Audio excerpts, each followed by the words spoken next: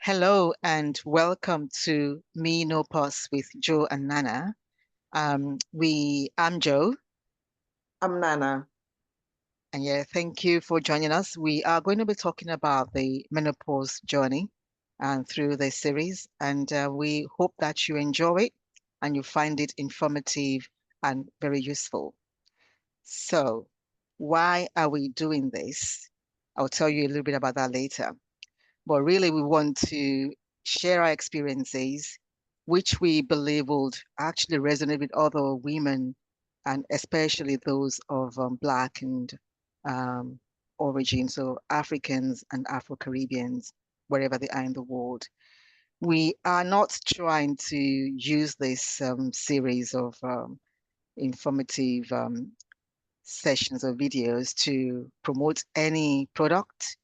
We are both healthcare professionals and we would talk about maybe some products that could be useful for some people at some point, but we are not endorsing any product through this series. So just to put that out, but we just want to share our experiences.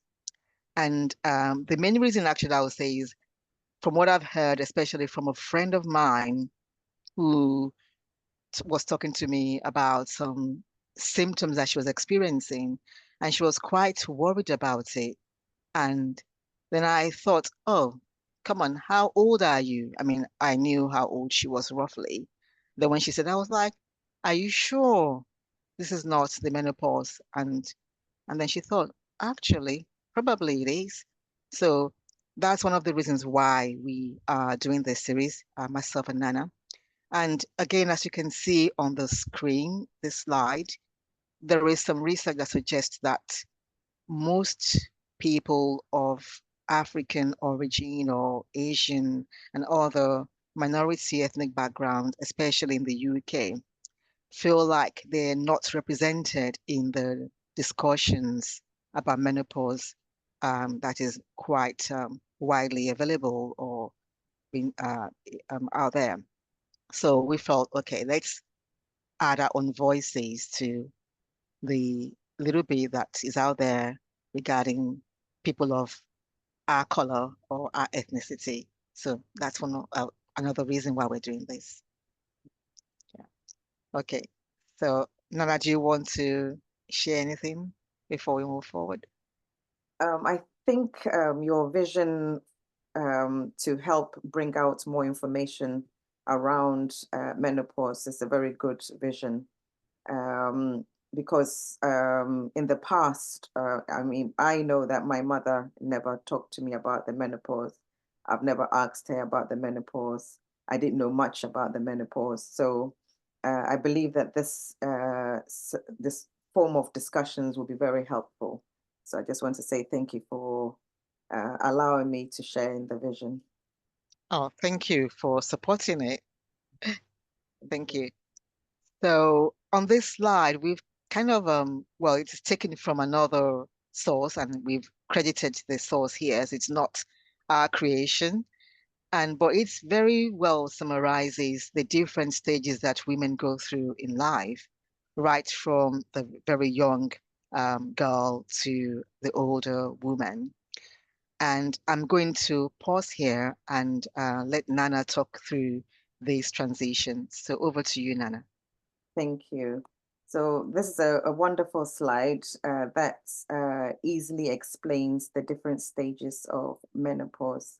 So when we are born from, a childhood, we were blessed or given with a set number of ovaries or eggs. Sorry, our ovaries produce eggs, and we were given a set number. But as we grow through the different stages and we get to postmenopause, it stops. We stop producing the eggs. So pre-menopause, that's the age of from puberty to about mid-40s. And at this stage, it's very unlikely that we would experience any of the menopausal symptoms. Um, and fertility will be quite high at this stage. From mid-40s to menopause, that's the pre-menopausal stage. In the UK, the average menopausal stage age is 51, around 51. That's the average. I'm 53 this year, and I haven't reached menopause yet, so I'm still in my pre-menopausal stage. You mean perimenopause? Perimenopause, yes, perimenopause stage. And it's really interesting because this stage can last for years. You can be in the perimenopausal stage for years. So from mid-40s to about 53, 55-ish, you could be having those symptoms and you're not aware that you're actually experiencing, that those symptoms are associated with what we call the menopause symptoms. And everybody or every woman experiences their symptoms in different intensities. Some women will sail through with no symptoms at all, and some might have mild, moderate, or quite severe. So we'll go later on, we would go into more details and mention the common symptoms of menopause. At this stage, your fertility tends to decline, and the fluctuations in the different hormones is what causes these symptoms. When we get to menopause, menopause is defined as the stage in which your menstruation totally stops for a period of 12 months. So when you've not had a bleed for 12 months, then it's clinically stated that you've reached menopause. And after that, when your periods obviously have continued to stop, that's when we call the post-menopausal stage. And yet again, the different lengths or in each stage will vary for different women. And yet again, the symptoms will also be either mild, moderate, or severe.